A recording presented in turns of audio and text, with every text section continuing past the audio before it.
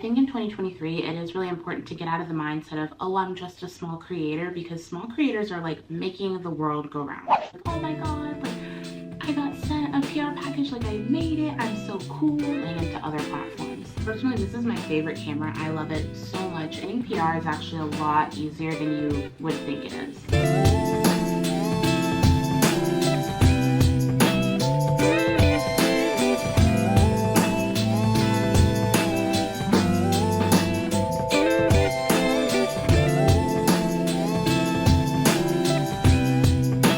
Hello sunshines, I hope that you're having an amazing day. If you're new here, my name is Kennedy and I am a part-time content creator and a full-time social media coordinator. I just woke up, I have my morning matcha ready to go. I'm about to get ready for the day and answer all of your questions about micro-influencing and being a content creator. If you aren't sure what a micro-influencer is, essentially it's a content creator that works with brands on paid and unpaid collaborations, but it's just on a much smaller scale. I also recently just learned the difference between micro-influencer and nano-influencer, but for the sake of this video, I'll be calling all smaller content creators micro-influencers. I started my micro-influencer journey in a very unserious way. I started at the end of 2019, and at the time I really just wanted a sense of community. I didn't have a lot of friends who were in the content creator space. I didn't have a lot of friends that, were into skincare like I was. And thus, Kenedielynn was born. And I was just posting at random. I didn't really know anything about how to be a content creator. I was really just looking for the community aspect, which I got. And 2020 is when I kind of started posting regularly on a schedule, really into content creation and learning how to properly create content. And that is when a brand reached out to me for my very first PR. And I was so excited, and I think that really opened my eyes into the content creator world. It was very much gate kept at the time. No one shared literally anything. Highly disagree with it, which is why I try to share as many tips and tricks as I can in this industry, because I don't think that gatekeeping is the right way to go about it. People would never disclose like how they got brand deals or how they're working with these brands, if they're getting paid, which is also a violation of FTC. And when I was sent my first PR package, I think that was the thing that really opened my eyes to how much goes into this and how you can, not only get a bunch of free products, but you can also make a lot of money. At this point, I kind of took a step back and realized like, wow, this could be something very, very special. And while I did have that sense of community, and that's why I started, I was like, maybe it could be something more. And since learning that over the past few years, I am able to fortunately make a decent chunk of my income off of this, and it's something that I'm really passionate about and I really love. I had asked on Instagram, what questions do you want to know? What's information that you feel is being kind of gate kept? And in general, what would help you on your content creator journey? So I'm just going to answer a few of these questions. How do I get on a PR list? I feel like no brands want to send stuff. And how to get PR when you're a very, very, very small account on TikTok. Believe me as I say this, getting PR is actually a lot easier than you would think it is. The first time I received a PR package, I had maybe 500 or 600 followers. I was sent a box with maybe 5 or 6 products in it, and it was with zero requirement to post.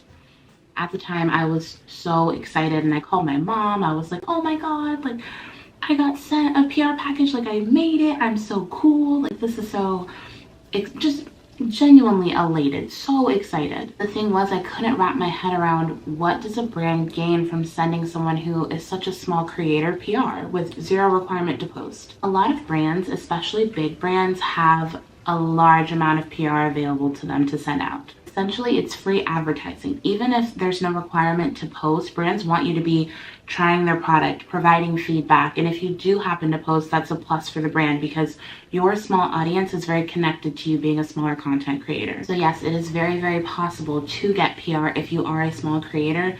I personally recommend sending the brand a DM on Instagram and asking for the appropriate email contact. While some brands do have a contact on their actual website, I highly recommend getting a personal contact from an Instagram DM. If the brand's open to sending PR in general, they'll usually just send you the contact, and if not, just move to the next brand. I think in 2023, it is really important to get out of the mindset of, oh, I'm just a small creator, because small creators are like making the world go round. When brands work with smaller creators, this also helps them tremendously, because they can work with a huge amount as opposed to working with one influencer. If you aren't seeing the results that you want through reaching out to brands, I highly recommend that you expand your brand search. If you're reaching out to like the same 4 brands that you really want to work with, now might just not be the time for that. out to indie brands, reach out to huge brands, reach out to medium-sized brands, brands in Ulta, brands in Sephora, up-and-coming brands. Please keep in mind there are a few factors when it comes to why brands don't want to send you PR. That includes maybe your content's not the best, or maybe you're reaching out to a brand that's not within your niche. Filming tips and cameras for beginners. My very first camera that I bought was actually the one I am shooting on now, which is the Canon G7X Mark II. Personally, this is my favorite camera. I love it so much. It's a point and shoot. It's very versatile. It's very lightweight. I think at the time I paid $600 for it, and I think that's the lowest I've seen it. The most expensive I've seen it is like $850. It is a pretty popular camera, so prices fluctuate. I love this camera for very quick point and shoot digital photos. I also use it a lot for vlogging just since it is so lightweight. And I would say that out of all my cameras, this is the one that I use the most. The second camera that I actually recently bought, the Canon M50, I actually really love that camera because it has an audio mic that you can connect to it. So the audio is just a lot crisper and cleaner. I would be shooting on that, but I actually forgot to charge the battery. So if you aren't necessarily a beginner, I would move to that camera instead of the G7X Mark II. It's kind of a hybrid between a point and shoot and a DSLR. And while that's a teeny bit more advanced, I personally really like using it, especially for sit down videos, just because I think the quality is really good. I've also been using it a lot for content creator videos. Off the top of my head, I cannot remember what I paid for that camera, but I'll drop it somewhere on this video. And my last camera that I absolutely adore and love, but she was so freaking expensive, is the Canon M6 Mark II. This is a very heavy duty camera. I used it for product photography when I was shooting product photography for brands. I think the camera body alone is like $1,400. Even talking about it like makes me nauseous, but it was so expensive. The lens that I shoot on with it, since it does have a detachable lens, is the 50mm. I do love that camera and I am comfortable shooting on it, but it's just not for a beginner. And I think at the end of the day, your camera doesn't matter as much as how well you know how to use something. You can have the best equipment and the best quality, and if you don't know how to use it, then it's kind of pointless. Even though I do have 3 different cameras, I did not buy a camera until 1.5 years into this, when I was already getting paid brand deals. So just keep that in mind. If you do have the extra money to spend, I like using my cameras, but your phone also has amazing quality as well. Other filming tips that have helped me tremendously are always film by natural light. In terms of creating content, especially video content, I think that natural light works best. For example, right now I'm sitting in front of my sliding glass window and it's shining a light on me, and then to kind of balance out the shadow, I have this giant thing. Here's an example of me not having it and then me with it. It's just a very subtle bounce of light to make sure my videos aren't super dark.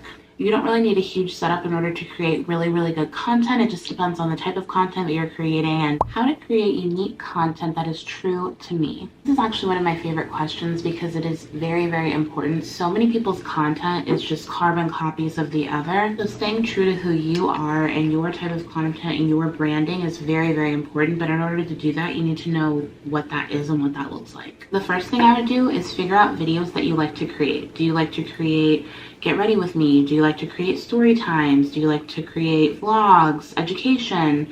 You need to figure out what you can make that isn't going to constantly burn you out, because you're going to be making a lot of them.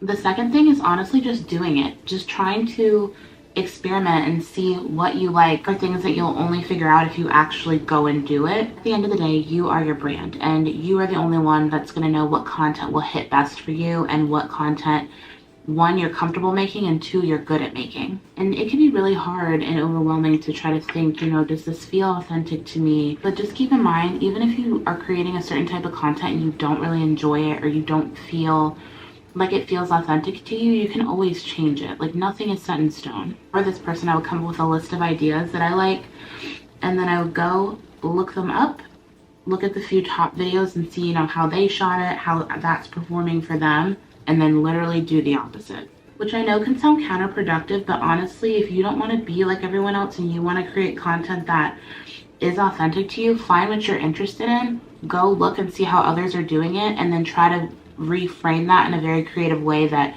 speaks to you and your brand and your content. I reach out to big or small brands for paid collaborations. I actually get this question a lot, and the answer is both. When I first started, I think the very first brand I got a paid collab with was very small. Like, they had, I think they had maybe 300 followers, like a teeny tiny brand. And it was for $50, which I would not accept now, but at the time I was So excited. Just because a brand is a small brand does not mean that you should be doing stuff for free, especially if you're not comfortable doing so. I've worked with a lot of small brands that agreed with my budget and my rate, and I've also worked with big brands that agreed to my budget and my rate. So it really does just depend on the type of brands, but I wouldn't say one or the other gives you more paid partnerships. It does just depend on the brand as opposed to the size. Any templates on how to message brands for collabs? Yes. I actually do have a template that you can find in my stan.store. It's like $15. It just goes over the exact script to pitch to a brand with your personalized examples that you can slot in, as well as an example of how that looks and tips and tricks in order to, get the brand deals that you deserve. Tips for increasing reach and likes. I feel like no one sees my content anymore. Feel this so hard. At the beginning of this year, I was honestly so frustrated with how my account was and how I just wasn't growing. And, at the end of the day, for me, it's not necessarily about growing, but I do think that there is something that is frustrating when you're putting in all this work and all this effort and you're not really seeing any results. My following was stagnant for months and months and months, and I was trying so many different things, but I don't think I was being authentic to me at the time. I think when we overanalyze our content and are putting in so much effort, it's when Instagram's like, nah, like we don't really like that you're trying. So I started putting a lot of effort into TikTok and kind of was leaving IG on the back burner and just posting funny whatever. And then all of a sudden a few of my posts had really taken off and I had gained 10,000 followers within 2 months, which is like not normal for me. I was so invested in TikTok at the time that I was kind of like, oh wow, that's crazy. Like I didn't even realize the numbers that I was getting on Instagram. And I know that this sounds so stupid, but I feel like the less amount of work that you put into it, the better it does sometimes. And again, I am fully aware of exactly how that sounds, but it is true. At the time, I was still posting content and stuff like that, but I wasn't harping on the numbers. And before I would check every single day, what are my analytics? Why are they not performing well? What can I do different? And when I stepped back from doing that, because to be honest, I was just done. When I stepped back from doing that is when my account really started taking off.